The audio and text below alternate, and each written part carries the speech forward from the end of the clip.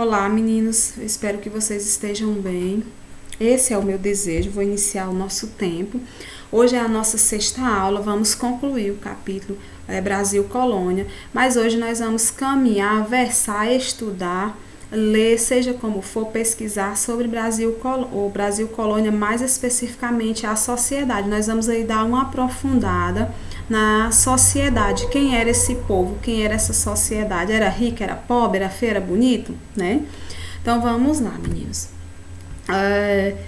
Tava aí mais ou menos no livro de vocês na página 254, 259, ok, meu povo? Então, assim, a sociedade nas áreas mineradoras. Vamos lá, eu fiz aqui um mapinha, é bom até para vocês, eu gosto muito do mapa mental. Vocês podem fazer o de vocês, mas essa é a minha sugestão para hoje, tá? Então, assim, a primeira coisa que nós temos que lembrar ao falar da sociedade mineira no Brasil Colônia, lembrando, meus amores, que esse período que nós estamos estudando, ele é Brasil Colônia, ok? É quando o Brasil ainda era submetido a Portugal, era uma colônia de Portugal, a família real não tinha chegado aqui ainda, nós éramos apenas colônia de exploração, ok? Mas assim, dentro do Brasil Colônia, né, surgiu aí uma sociedade bem diversificada, um pouco diferente da sociedade açucareira. Como assim, professora? Porque assim, na sociedade açucareira, apesar de termos aí algumas variações, mas basicamente a sociedade era aquela do engenho, não é? Aquela sociedade do engenho, do grande engenho, da senzala, da casa grande, ficava muito nessa dicotomia, apesar das variações que nós vimos, não é? Quando nós fomos estudar aí o açúcar, né? O período açucareiro. Então vamos lá. Essa sociedade ela tinha maior mobilidade social. O que é isso, professora? Mobilidade social é você estar numa classe e ir para outra, ou alguém de uma classe inferior ter um relacionamento com alguém da classe superior, é mais ou menos isso, é essa mobilidade, é esse trânsito dentro das classes. Ok, pessoal? Então, nós tínhamos aqui, primeiramente, vamos falar aqui do núcleo urbano, né? Nós tínhamos o núcleo urbano, aquele núcleo que estava posto nas cidades, nas pequenas cidades, pequenas vilas, ok? Porque se formaram cidades, né? Nós já estudamos sobre isso, né, galerinha? Então, quem estava nesse núcleo urbano era a própria coroa, não é? E seus funcionários. Tínhamos também os artesãos, eles estavam na cidade, tá? E ex-escravos e profissionais liberais, tá? Então, basicamente, o núcleo urbano era esse, ok? Mas nós vamos ter aí, dentro dessa sociedade, uma elite. Dentro dessa sociedade mineradora, a elite mineradora. Quem era essa elite mineradora, professora? Eram os proprietários das larvas. Aqueles que eram donos daquelas terras, não é? Onde se tinha ouro, onde ia se extrair o ouro. Ok, meninos? Então, eles tinham um grande poder econômico, porque você imagine aí você comprar um pedaço de terra ou negociar num pedaço de terra que tenha ouro. Você teria que ter aí muito dinheiro, não é?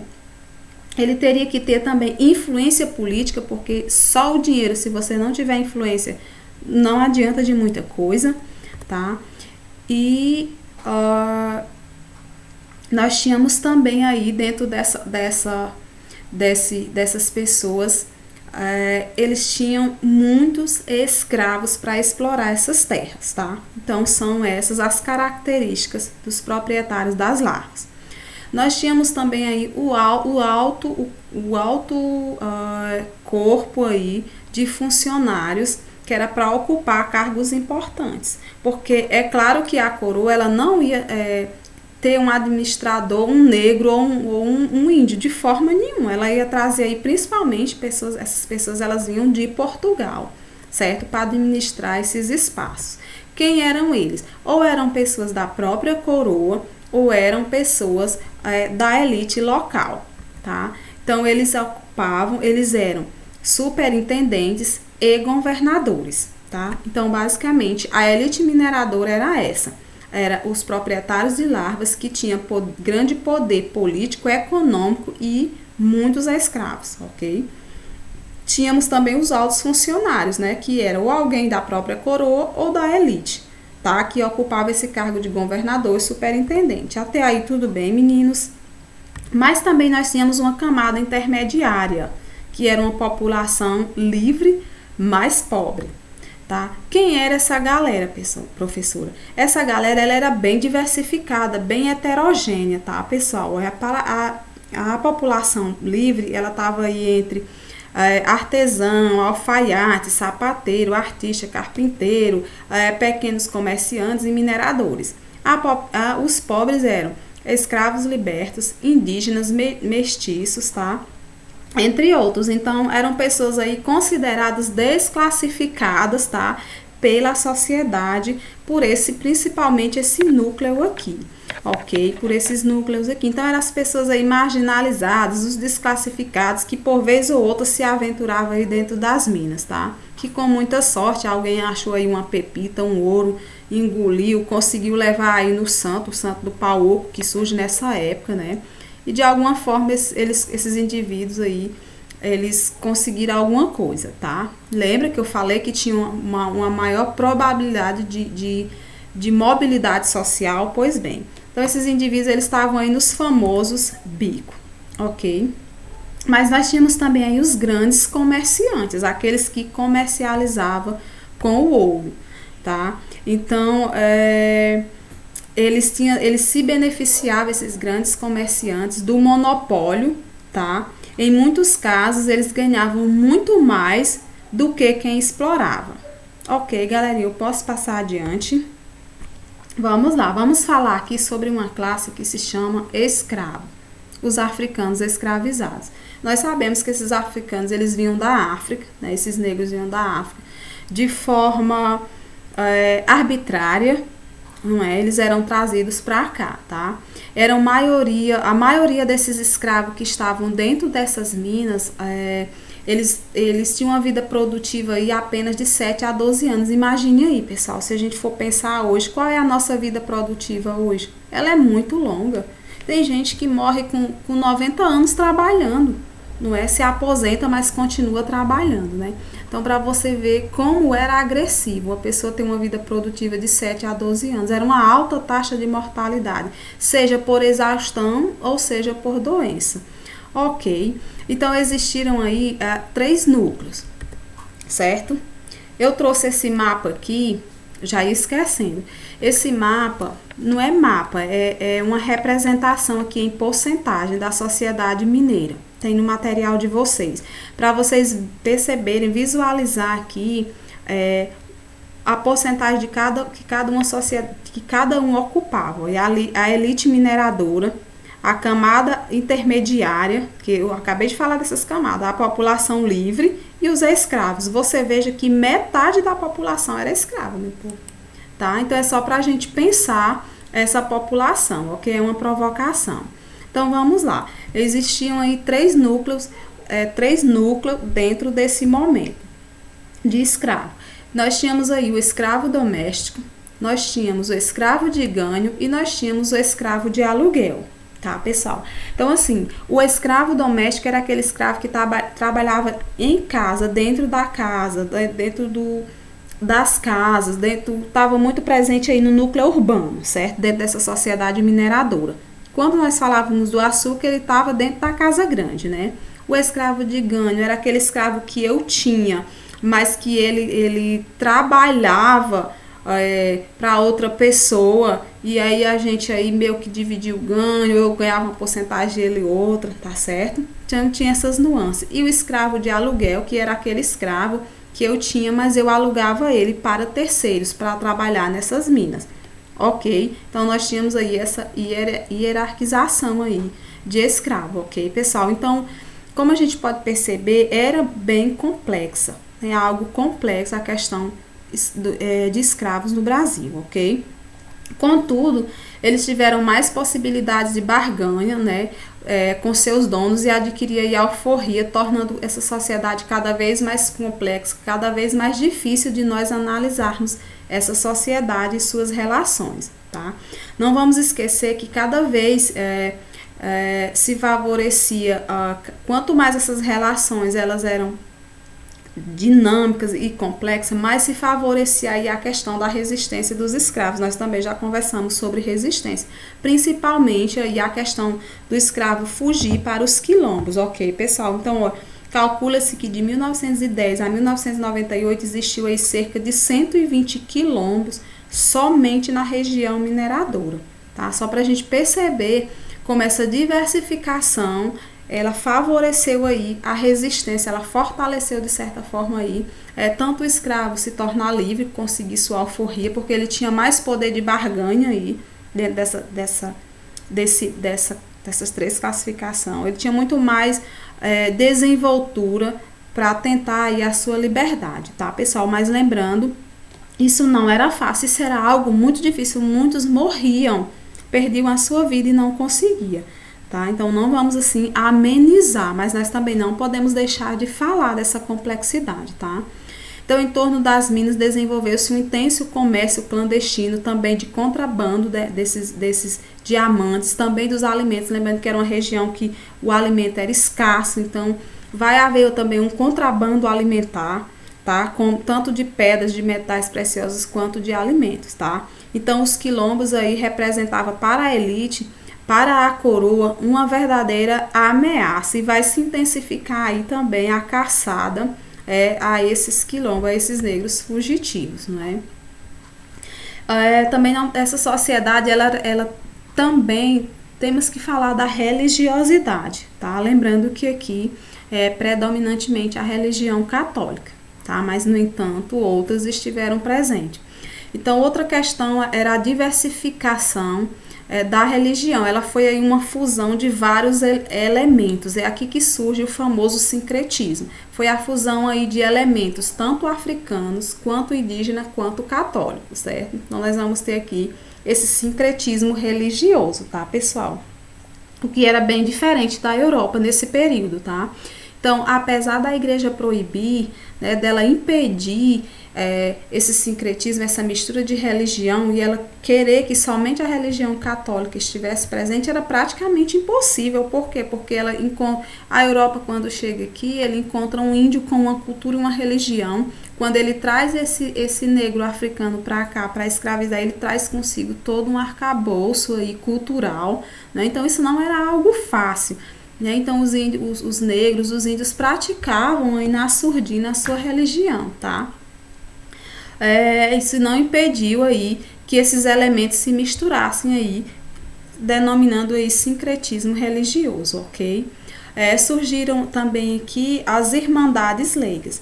Essas irmandades, meus queridos, elas foram muito importantes, tá? Ela era um modelo aí importado da Europa, tá? Ela não foi trazida por negro, né? Foram principalmente os brancos portugueses aí que dão esse pontapé inicial, que vão criar essas irmandades aí, introduzir no Brasil, tá? Essas irmandades, elas gozavam aí de prestígio social, principalmente no século XVIII, porque no século XVIII ocorre um movimento aí que é o rei expulsar as ordens religiosas aí do entorno das vilas mineiras, né? Então, isso favoreceu bastante a criação e os laços dessa irmandade. Essa irmandade, elas tinham um poder econômico, elas socorriam, né? Elas eram bem diversas, tinha o rico, tinha o pobre, tinha o negro, então assim, era bem diversificada. Claro que quanto mais dinheiro alguém se tinha, mais interessante era a sua irmandade, né? Então, assim, ela era bem heterogênea, tá? Tinha vários setores da sociedade envolvidos com ela, e os escravos também tinham a sua, que era aquela que socorria aqueles escravos, né? Às vezes no final da sua vida, quando eles tinham uma doença, tá? Eles viviam muito de doação, e isso mobilizou muito a sociedade, essa questão religiosa, ok? Essas irmandades, elas foram responsáveis por reformas, né, de igrejas, por decoração de igrejas, de capela, né? Eles principalmente aquelas que eram irmandades que era frequentada ou então patrocinada aí por médicos, por pessoas ricas, não é? Então, elas patrocinavam aí pintura nas igrejas, ela patrocinava aí fazer estátuas e etc. Então, ela impulsiona, mesmo que indiretamente, aí, um movimento artístico brasileiro que foi o barroco mineiro, tá? Então, ela meio que indiretamente, esse legado pertence aí a essas irmandades, quando a gente para estudar, para ler melhor sobre essa questão das irmandades, tá? O Barroco, ele foi um movimento cultural artístico desenvolvido na Europa, tá? No final aí do século XVI, e esse movimento chega aqui, ok, pessoal? Então, o Barroco em Minas desenvolveu-se de uma forma muito própria, ele era meio que diferente do da Europa, tá? Então, assim, eles vão usar elementos da região, como a pedra sabão, tá? As várias cores aí para pintar as igrejas, para transformar, para reformar. Então, assim, era um estilo meio que diferente do europeu, tá? Ele tinha uma peculiaridade muito regional. Se destacou nesse movimento aí o Antônio Francisco Lisboa, o famoso Aleijadinho, e o Manuel da Costa Ataíde, que é o mestre Ataíde. Ok, meus queridos. Aí é só para simbolizar as diversas religiões aí que se misturam, né, ao longo do tempo no Brasil, ok, meus amores? Aí é uma pintura do Ataíde, belíssima, de uma capela em Minas. Aqui é do Aleijadinho, pessoal. Posso dizer a vocês que eu tive a honra de conhecer um pouco da cultura mineira, e é lindo, é belíssimo. Se vocês puderem escolher aí um destino para conhecer, escolha Minas, tá? O Brasil colônia, ele foi um período também de revoluções e de revoltas, né? Essas revoltas, muitas vezes, elas eram revoltas nativas, elas eram localizadas, elas não eram revoltas com interesse de se tornarem independentes, muito embora tenha tido alguma nesse sentido. Mas essas que a gente vai falar aqui, elas eram muito com relação a dificuldade local das pessoas, ok? Então, nós tivemos aqui é maiúsculo, né? Nós tivemos aqui a revolta de Beckman, certo? Foi uma revolta que ocorreu no estado do Maranhão, do Grã-Pará, onde é hoje o Maranhão, tá? Essa revolta, ela, pela capitania, tá distante, né, dos centros de abastecimento, pela dificuldade aí, pela logística, né, da capitania, a posição geográfica, a dificuldade, né, por essa distância, possibilitou aí uma escassez de mão de obra escrava africana, tá? E por sua vez, por falta dessa mão de obra africana, queria se escravizar o índio. Então, isso entrava em choque com os jesuítas. Eu acho que a gente já conversou sobre isso, né?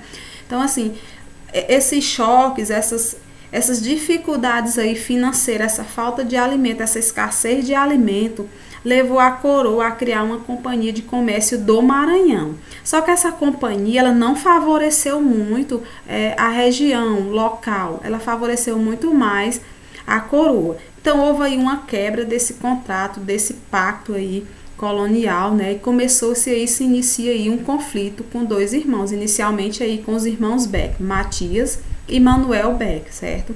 Então, eles, diante de toda essa dificuldade social, essa falta mesmo, essa escassez, as pessoas morriam mesmo, sentiam fome mesmo, eles invadem aí, os revoltosos invadem um armazém, tá? E começa a saquear e começa um movimento de querer derrubar a coroa e formar aí um governo provisório e etc, tá? Então, assim, esse movimento, ele não foi adiante, ele foi um movimento sufocado, né? A coroa, ela reprimiu violentamente aí os revoltosos, prendeu, degredou, executou alguns deles, tá? Aqueles que estavam à frente, né? Um dos irmãos Beck aí foi condenado à forca, ser enforcado aí. Enfim, eles não conseguiram muita coisa, conseguiram mesmo foi ser degradado, preso, e o movimento foi sufocado, tá? Tivemos também a Guerra dos Mascates, tá? Mascates aqui quer dizer comerciantes, tá? Essa guerra, ela foi motivada por questões políticas e econômicas. Essa daqui foi bem diferente da anterior. Por quê? Porque era uma elite, duas elites aí que se envolvem nesse conflito. A elite de Olinda e a elite de Recife. Então, essa elite, ela é aí atacada principalmente com a saída dos holandeses do Brasil, né? As questões de dívida, os problemas que ficaram com a saída dos holandeses, tá? E também um pouquinho de ressentimento. Então, o que é que ocorre? Durante a passagem dos holandeses aqui no Brasil, Recife era a sede administrativa holandesa. Então, por sua vez, Recife ela estava muito bem organizada administrativamente. As pessoas não passavam aí, pelo menos a maioria, por dificuldades. Eles estavam muito bem. No mesmo período, Olinda, a antiga sede da capitania, passou a sofrer aí com os efeitos dessa concorrência, né, do açúcar no mercado europeu. Nós conversamos sobre isso. Quando os holandeses saem daqui, eles vão ser rivais dos brasileiros com relação ao açúcar, porque ela vai produzir na Antilha, ela vai ser um concorrente aqui do açúcar brasileiro. Então, isso vai atingir diretamente os donos de engenhos, eles vão se endividar com essa questão, tá? Então, os senhores de engenhos contraíram aí empréstimos com os comerciantes de Recife, os mascates, tá? Esses mascates aqui eram comerciantes muito bem financeiramente falando, tá? Então, a situação piorou bastante quando o Recife elevou-se à categoria de vila. Por isso que eu digo que teve um pouco de ressentimento também, tá? Então, o confronto se deu aí na prática quando Olinda invadiu Recife. Olinda vai lá, a galera vai, invade Recife. E com o apoio de outras capitanias, Recife retoma aí a sua autonomia, a sua vila, tá? E a metrópole prendeu alguns revoltosos e outros foram aí degradados, inclusive para a Índia. Aí também o movimento aí foi sufocado, só que dessa vez quem saiu vencedor foi Recife. Ok, meninos? A revolta de Vila Rica ou revolta de Filipe dos Santos, você pode encontrar essa variação, tá? Ela foi uma revolta aí que está muito envolvida a questão da área mineradora, porque ela foi uma revolta contra aquelas leis e impostos que nós estudamos, a derrama, o quinto, o contrato, vocês lembram que nós estudamos sobre isso? Pois é, então ela foi uma revolta que combatia esses desmandos, essa autoridade dos portugueses, tá? Então aqui os portugueses, eles perderam seus poderes econômicos e políticos, os portugueses aqui, certo? Os manifestantes tomaram Vila Rica e elaboraram um documento denunciando toda a corrupção aí dos funcionários da coroa, os portugueses lá, da coroa, ok, galerinha? Então, o governador da região, o conde Assumar, da capitania de São Paulo e Minas do Ouro, ele fingiu aceitar as reivindicações, as denúncias, mas em contrapartida ele estava aí se organizando o exército aí para sufocar essa rebelião, ok? Então ele organizou aí uma tropa e acabou aí com o motim. Quem liderou essa rebelião foi o Filipe, por isso o nome, né? O Filipe ele foi condenado à morte e ao esquartejamento. Aí, lembrando que um tempinho depois aí vai ocorrer o de Tiradentes também, então era uma prática, né? Sobre essa revolta, os historiadores aí, eles fazem uma observação que eles dizem que o papel do Filipe ele foi secundário, tá? Então, assim, foi injusto, né, o assassinato dele, aqui é o julgamento dele, tá? E alguns historiadores dizem que ele ocupou um papel secundário, tá? Então, conta-se que antes do Filipe morrer, ele teria dito a frase: jurei morrer pela liberdade, eu cumpro agora a minha palavra, né? Então, meus amores, aqui é um mapa que, dando aqui aos créditos, né, estudospraticos.com, eu tirei de lá essa imagem, para vocês terem uma noção do mapa do Brasil, as regiões e as revoltas que ocorreram desde o século XVII até o século XVIII. Ok, meus amores? Para finalizar a nossa aula, né, vamos falar um pouquinho aqui do Rio de Janeiro, a capital do Brasil, né? Quando a produção açucareira do Nordeste ela movimentava a economia na América portuguesa, a interação entre as capitanias ela era complicada, ela era muito adversa, tá? Então, o foco da metrópole era a área litorânea do Nordeste, aí, Salvador. O local administrativo e político do Brasil era Salvador, a primeira capital do Brasil, ok? Só que vai passando o tempo e percebe-se que dentro dessas regiões da mina, por onde o ouro passava, era aí na região de São Paulo e Rio de Janeiro, né? Então, assim, logo o Rio de Janeiro tornou-se aí um entreposto comercial, tornou-se aí o local onde as riquezas desembocavam, né? Então, nesse contexto, a capital foi transferida para o Rio de Janeiro por razões estratégicas, por questões estratégicas, né? Sendo assim, o povoado do Rio, ele ganhou uma rica dimensão política, administrativa, social e econômica. Lá era o movimento que estava lá, né? Então, depois a cidade tornou-se aí a cidade real, abrigou também o bispado, aos poucos foi tomando o local o local foi se tornando aí o escoamento das riquezas brasileiras, né? Abrigou também a sede do 2º Tribunal de Relações do Brasil e virou a capital do Brasil, roubando aí esse título de Salvador, tá? O papel legado a Salvador durante mais de 200 anos, ok, meus queridos? E eu trouxe uma curiosidade, né? O Brasil já teve 3 capitais, né? Vocês lembram? Salvador, Rio, né? A atual, que é Brasília, e a outra, Curitiba. Pasmem, né? Curitiba, ela já foi capital do Brasil, né? Foi num curto períodozinho, mas foi, tá? Foi apenas 3 dias, de 24 a 27 de março de 1969, tá?